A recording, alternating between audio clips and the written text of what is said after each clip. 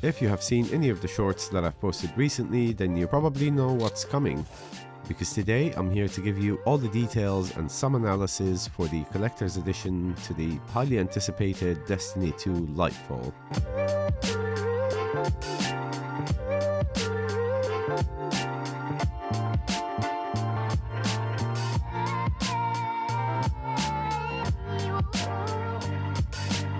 Right, so let's jump right in, and we're going to start by taking the external sleeve off to reveal the actual box, which is pretty typical for collector's editions these days.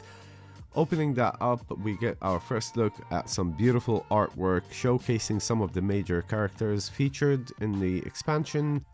And on the right side, as you can see, there is one of the items you get, which are the Vanguard files, or as Bungie calls it, Vanguard lore books. And we'll get back to that in a moment. Underneath that, you will find the main item for this edition, which of course is the 8-inch replica of the Exostringer's fish-looking friend. It comes in a few pieces, but we'll put that together later on. There's also a stand top and a USB cable for charging it.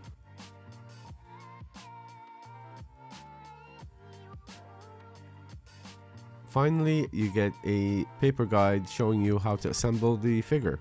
And that's everything that comes inside the box. However, there are a few items that came outside the box as well. So starting with this postcard that is sent to us from Neomuna, this is of course the city on Neptune that we're going to be exploring throughout the expansion, which, looking at some of the trailers, looks quite beautiful and colorful. But you can see here on some of the trailer footage, this building here is similar to the one that's on the card, so I believe this is sort of the same location.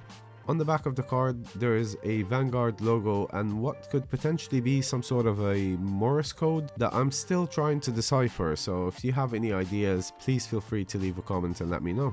Then we have this sticker representing the Lightfall expansion. This is the official logo for Lightfall, and we've seen this in the game directory inside the game itself. But you can also see it on some of the promos that they've been putting out recently. So it looks to be in the shape of a pyramid for, obvious reasons.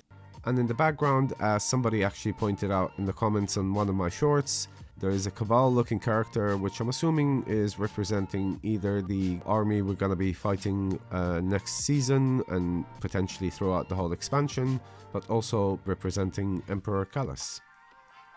Next up, we have a letter from Zavala, pretty much confirming that that creature is native to the city of Neomuna, which is quite intriguing to see how they're going to be able to connect that together. And then he also talks about some intel that have been discovered recently pointing towards Neptune again. And then he hints that Emperor Callus has been involved with the Witness, which again kickstarts the story of Callus and the Witness coming together to take down the Traveler, and us as Guardians having to fight back and hopefully put an end to their plans.